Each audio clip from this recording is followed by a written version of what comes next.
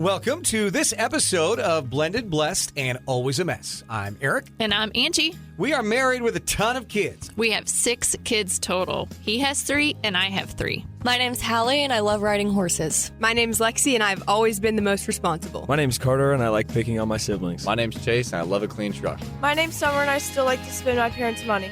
My name's Dane and I love baseball. And around here, we talk about the real stuff. Parenting, marriage, faith. Along with grief, growth, second chances, and blended family life. And all the in-between moments that don't make it to Instagram. Our podcast is for the couples figuring it out, the parents trying their best, and the ones holding faith and heartbreak in the same hand. Look, we don't have it all together. Not even close. But we do have honesty. And a whole lot of grace. This is Blended, Blessed, and Always a Mess. Let's get into it. Welcome to this week's episode of Blended, Blessed, and Always a Mess, where it's got talking points, but it's also kind of like just a flowy like conversation, I think. Well, we have lots of stuff to talk about, but I think going through Hallie's half birthday and just some conversations that we've had the last few weeks that I think God's just telling us to talk about something else. So at first, a couple of these different topics aren't really connected, but turns out they probably are just a little bit. So between a sign from Hallie, a hummingbird conversation, and a sermon about wearing masks, those are our 3. Really good sermon, for our sure. 3 talking points. So, because I think they actually all tell a very similar story. So Hallie's half birthday. We do not do half birthdays at all. It's not a thing in our house. I know some people do, but we just don't. But for whatever reason, after Hallie passed away, her half birthday sort of became a thing. And I think maybe it's because it's 7s. It's 7/17. But I think we shared on our couple podcasts ago where my sister Jess was going through 7 Brew drive-through when she was getting ready to do hair at a wedding at a place where we got married. And the 7 Brew worker said, "Oh, I'm getting married on 7/17. And Jess thought that was a sign, felt like it was a sign from Hallie. And then she goes and there's 7 Clydesdales standing outside of this place along the fence, like waiting for her almost.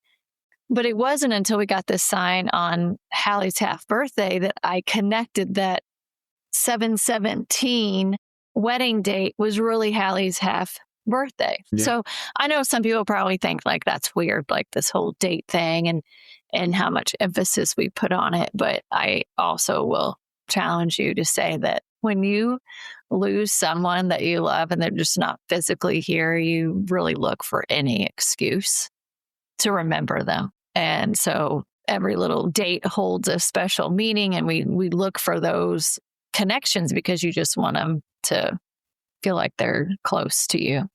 So anyway, this year it's her half birthday. We had one of our followers always remembers Hallie's half birthday. I think it's super sweet. And so she had texted us. But before that morning, I had a well visit set up for the twins, not even thinking that I set it up on 7/17. They are 17 years old. And this really is kind of like their last well visit. Last time I'm taking them to the doctor. When you have twins, you take them to their well visits together. So from when they were born until on 7/17, it's my last time taking them to the doctor together for a well visit to get shots, the last time. And I remember thinking that like we were walking out of the appointment because they won't care. But like I see them walking out and I'm like, gosh, that's the end of that chapter. Anyway, they do make fun of me on the signs, but there are times where they're like, okay, you got me. Like that's one of them. So anyway, we're waiting to be called back to our room. They call us back to the room. As we're walking there, they take their height and weight, and in walks this lady with a little boy and a girl. And I just look at her and go, are they twins? And she's like, yeah. And Chase and Summer are walking off to go down to our room. Like, that's my boy-girl twin. She's like, oh my gosh. Because it's just, you see crazy. This huge age difference. Yeah, that they crossed paths. And just adorable little blondies like my twins were when they were little. So anyway, we'll go walk down the hallway and they take us to our room. You want to guess what the room number was? Give me a 7. Anyone 7? want to guess? 17. 17. Okay. So 717, twins are 17 years old, room number 17.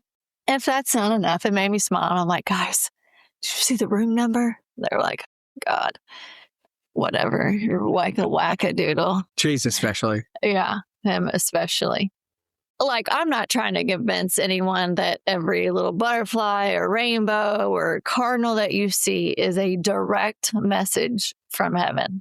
Not saying that. But I do believe that God knows exactly what comforts his children when they need it. And I think that happened to me just last weekend. I was down, took Dane and Chase to Florida, and I was trying to find some peace down there and taking walks. And I was walking on the beach. I think it was Saturday afternoon by myself. And I got down to a pretty spot where there was only one family.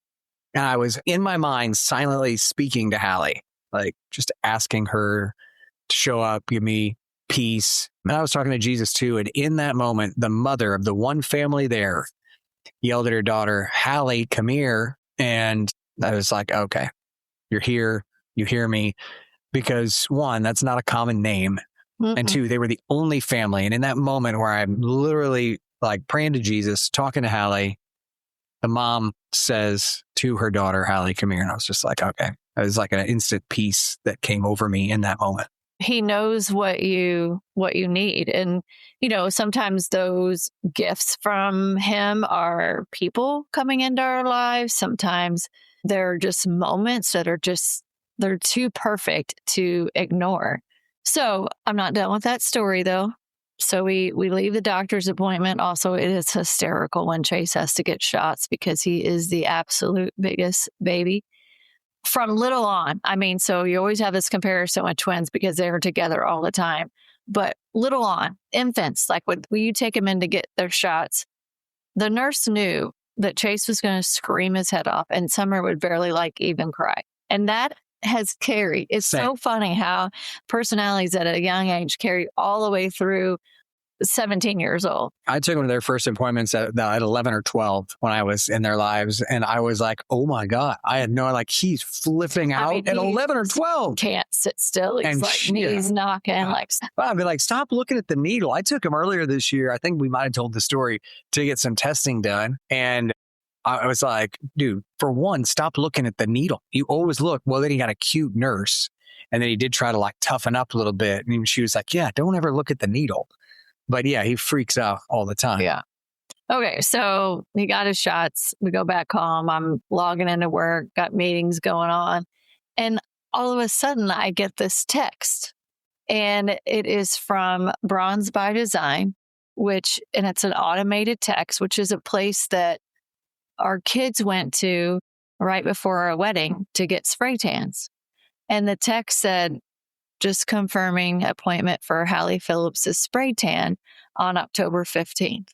What in the actual hell? Right. What in the hell? Okay. So because we are almost 4 years into this, I immediately think I'm going to write down October 15th because these types of things that happen, it is not by coincidence. It is like a perfect little God wink to just say, I'm still here. I am close to you. And it's a lot of times a foreshadowing. So her writing down that October 15th, maybe nothing happened. But at the same time, we have learned at this point, sometimes it is hey, pay attention on this date kind of thing. Yeah. So I'm going to go on my calendar. I'm going to add on October 15th a little note that this was Hallie's spray tan appointment. But I didn't have to add it once I got onto my calendar because that note was already there.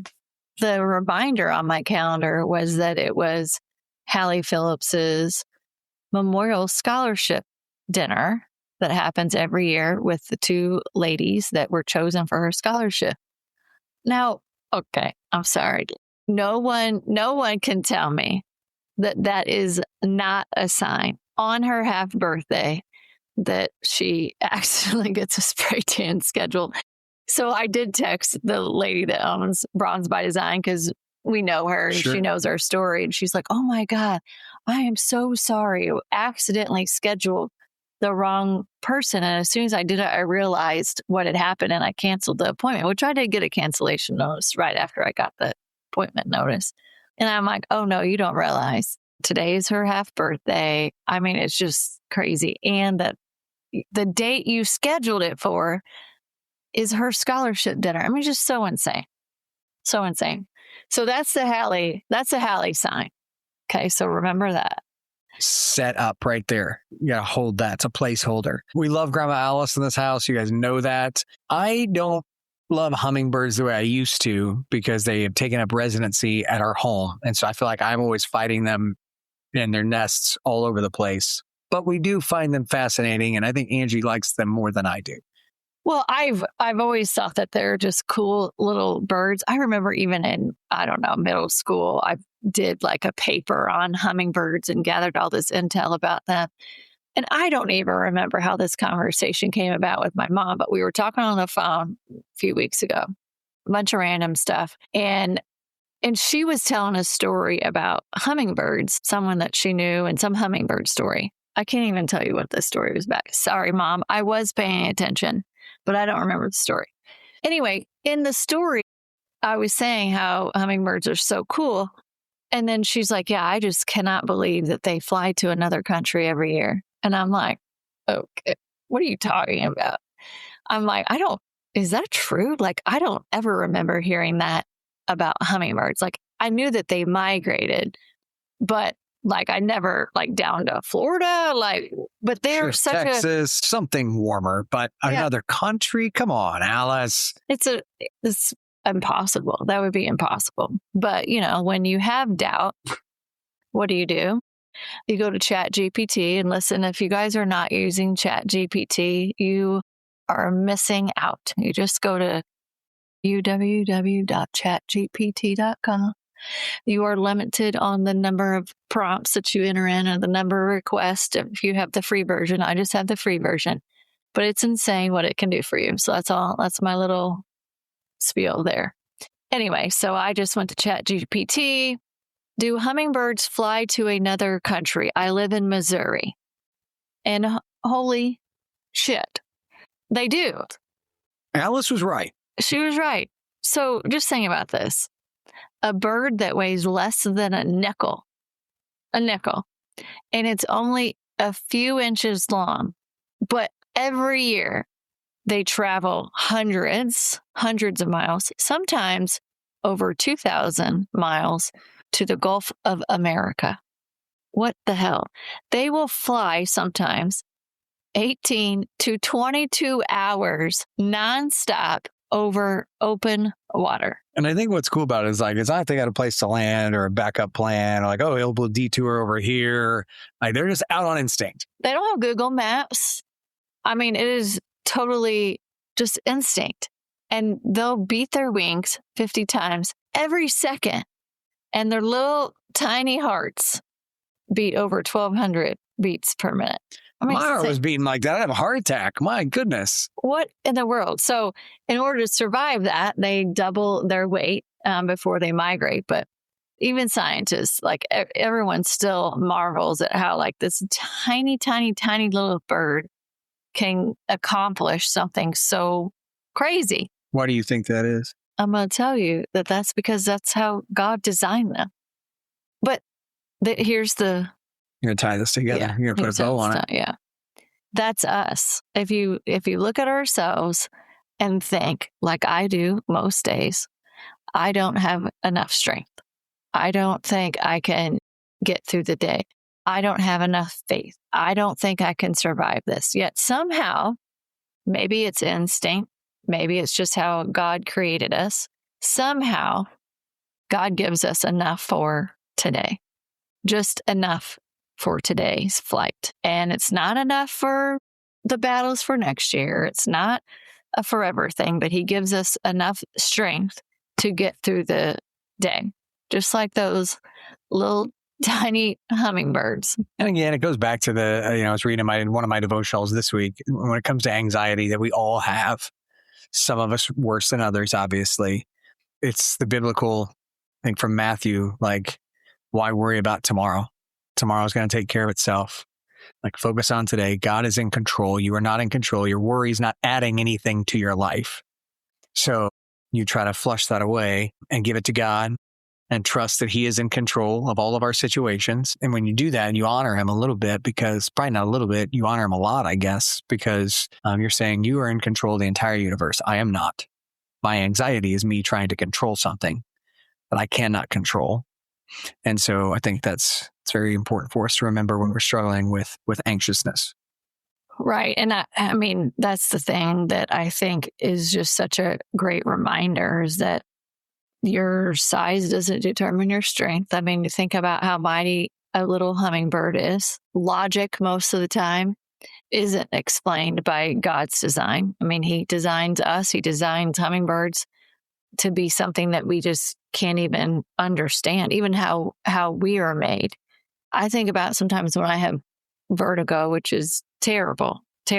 And it's caused by one little tiny crystal somewhere, that one little tiny crystal can just completely wreak havoc on your body. But I think sometimes grief sort of feels like that flying across the ocean. You don't know how, like, you keep going, but somehow you still do. Somehow you still get up. And I also think that that's God carrying me forward, because every day I look back and go, I don't know how I've gotten through that. You're not using Google Maps to make it through this thing. No, which then leads me to the third point, is that, I don't know, it was a couple of weeks ago, we were in church and Keith was talking about kind of like unmasking ourselves to be able to be a testimony and share our challenges, instead of putting on the mask for social media and making everything look like it's perfect on the outside. That you can't control how someone perceives you. You can only control the story that you are sharing. And part of it, when I'm sitting there listening to it, it's more of an encouragement to take your mask off. But for me, it was kind of like, man, I wonder what percentage of my time, my day, that I have a mask on. I do think we do a good job of sharing our story, sharing our testimony. But I also think there's probably times where people maybe don't want to hear it anymore. And whether it's like loss of a child, or you're going through other challenges that is just struggles. Maybe it's high anxiety, depression, all of those things, addiction. I just think it's a great exercise to go through internally, to think about how often we are putting our mask on. Is it when you walk into work? Yes, for me, that is a yes. Or I don't think people would want to be around me if I was unmasked and shared all my true emotions. I do. I find the right times when maybe someone else that I work with is going through a struggle, and I connect with them on that level. Maybe it's walking into church, it's around family. Yeah, we talk about it a lot. And she has said to me more than once, like, I don't think people would want to be around me if I didn't have a mask on. That always makes me feel really sad for her, because, Angie's such an amazing person. At the same time, Angie's a very different person than she was 3.5 years ago at this time. And so I know when she says she wears a mask sometimes, that's real. She really does. When people ask her, like, oh, it seems like Angie's doing well. And I'm like, it does seem that way. But she's just battling. Every day she battles. I do a good job of getting through the day, of fighting forward, of not letting grief keep me down. I do a good job of functioning every day. I feel like I am successful at that. But I will say that, to me, a lot of that feels like a mask. And I'm probably describing a mask in a different way. It's like the real me, like the way I feel on the inside, I want to stay in bed all day long. So sometimes it feels like, to get up, I need to put on a mask and a belief in myself, or God's strength in me, to get up, to function during the day, to work really hard, even though my foundational element says stay in bed. I don't know if that makes sense. But, even the question of like, how are you? Well, my honest answer wants to say terrible because my daughter died on November 29th, 2022. Like that's will always be my honest answer. I can't say that. The world's not going to accept that. And so, and I don't even know if that is something that should be shared in some aspects. But anyway, this whole conversation, the sermon about masking up and not masking up and sharing what you're going through, it just made me think so much about how much we do to make other people feel comfortable. So we answer, I'm fine. I'm good. Oh my gosh, so busy. Can't complain. The kids are doing great. We won the baseball tournament, or we went on this trip. But the reality is that all of us are carrying things. No one sees.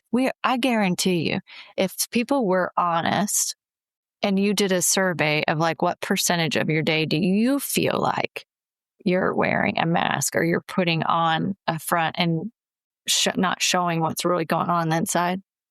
I could be way off base. My gut tells me it's like 80% of the time. I think it's a lot. I think that a lot of us are trying to just get through the day somehow, some way. And I was explaining to somebody this week that was asking me about Angie. I just said, hey, we've kind of learned. People used to say to us, well, the grief will come in waves. It'll get better and then it'll come in waves. I was like, yeah, we actually don't believe that anymore. We believe the grief is always there and that the joy comes in waves. So Angie will have joyful moments that will last for a while, sometimes even a day or two or a week. But the grief never goes away. And that's like a mind shift change. But the mask would tell you that she's in a good place, joyful place, and the grief is coming and going. But really, the grief is actually always there. It's just the mask is hiding it. Yeah, I mean, I've definitely had some joyful moments. I had last weekend with Summer, and the things that I have prayed for her and her life, I feel like is starting to unfold. And you were with the boys and you had a great time with the boys. Really good time with Chase and Dane last weekend. And like that brought me so much joy. And I am trying to get more intentional, be more intentional around living more. She went to a concert last night. Yes. And we stayed out till 10:20. I know. We were both tired, ready to go home. I don't even like concerts. That's what I normally say. But I did enjoy Larry Fleet, a guy I work with.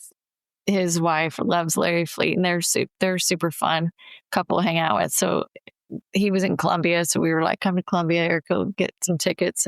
And I want to see what this guy's all about. I did too. Yeah, it was really good. He was good. I would say this is kind of a hard thing for me as well, is that, we have spent time, especially over the last year, just like really being intentional about our quiet time.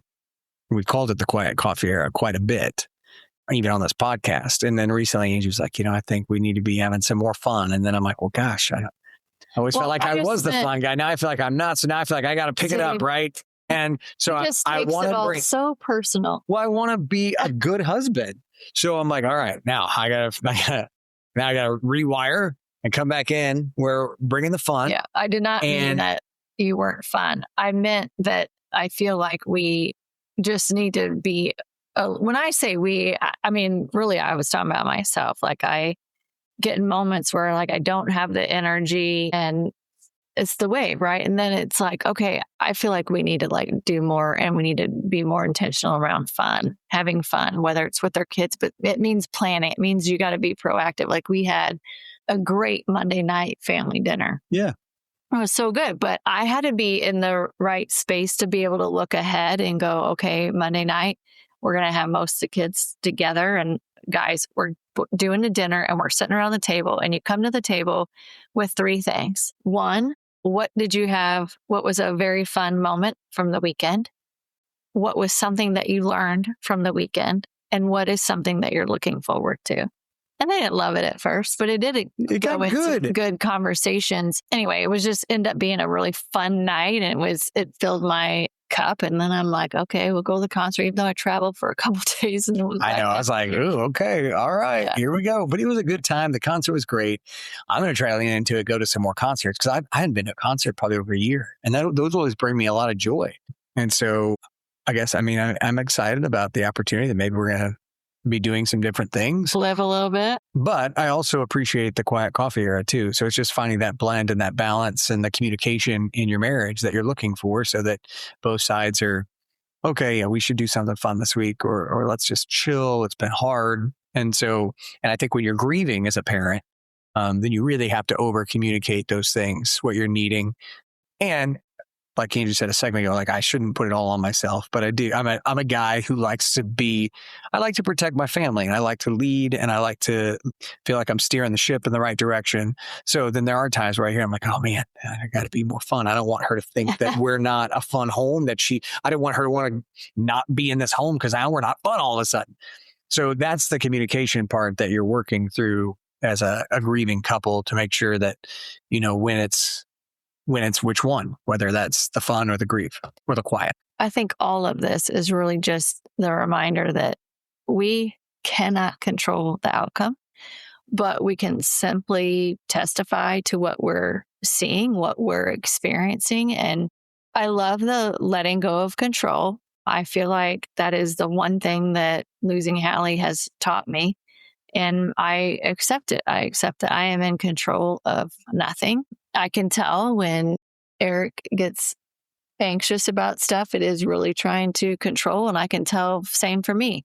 When I'm stressed about something, I am like worried about something in the future or trying to control something in the future. And I think that's just a good reminder for all of us. And, for us sharing our story, it's not that we can make anyone believe in God or believe in the miracle or the sign that we've seen, or that we can't convince them that heaven's real. I believe heaven's real, but we can testify to it. We can tell you what we've experienced. We can tell you about the peace that we have when we get those signs, when we get those little God winks. And it always feels like those moments arrive exactly when we need it. But I can tell you that when doors open or shut for our kids, it's for us, for our kids. We've seen it over and over again. Like God's in control of that. And I trust him. I trust that what happens to our kids is for them and that God's got a better story. And listen, the balance of all of this, of trying to figure out when you wear a mask, when you don't, trying to be there for your kids when they need you, and also figuring out how to parent them in the right way, like all of that is tough to navigate. And it's heavy and it requires a lot of grit and perseverance. But I think, though, if your testimony stays hidden, that's just such a miss, because God never said this life was going to be easy. He wept, he rested, he struggled, he had all the emotions. The worst kind of death. And so if the Son of Man, who is God, did all that suffering, we're going to suffer too. And I think that is, I was talking to guys in my men's group this morning. Unfortunately, that's such a big thing. So many people think if I believe in Jesus, bad things aren't going to happen to me anymore. And that's just not true. It means that he's going to enter into those bad times with you. It means that you're not alone. I think that's a really big difference. We're all going to go through bad times. But if you have Jesus with you, you're not in the bad time alone. You're in there with a man of sorrows. You're in there with a man of suffering. You're in there with a man that is loving you, even in your pain. He sees your pain. He feels your pain. He's in it with you. And that's the biggest part of it. And so I think it's important that we testify to what we believe, what we've seen, all the things. And it's like, what if Hallie's signs aren't just meant to comfort us? Maybe they're reminders that heaven's closer than we think. And what if hummingbirds aren't just these beautiful little birds, but they're tiny little lessons flying in our backyard, just reminding us that God equips us for impossible journeys, just like the hummingbirds. And what if the masks we wear aren't meant to become permanent? Maybe every once in a while, God asks us to take them off and to be able to share our story so someone else can be seen. Someone else knows that they're not alone. And not because we have all the answers, but because someone else's hope might begin with our honesty with us telling our story. Yeah, so you might be exhausted today from carrying a mask, and we see you. We understand. Maybe today you tell one trusted person how you're really doing and feeling, and you let them in. You give that vulnerability to allow them to sit with you in the suck, as we say. And maybe your testimony is what somebody else needs to hear. And then again, maybe these hummingbirds, maybe the hummingbird, instead of her thinking what a beautiful bird and me thinking those dang hummingbirds, you'll remember that God actually specializes in helping tiny things accomplish his impossible journeys. Yeah, and if he can carry a hummingbird across an ocean, then he can carry us through today. Guys, thanks so much for listening this week. We really do appreciate you. We hope that you have a wonderful week, and God bless. Thank you for listening to this week's episode of Blended, Blessed, and Always a Mess. Lexi and Hal, take it away. I'm Lexi. And I'm Hallie. Have a great week. Or have the week that you deserve. That was perfect. Yeah, God bless.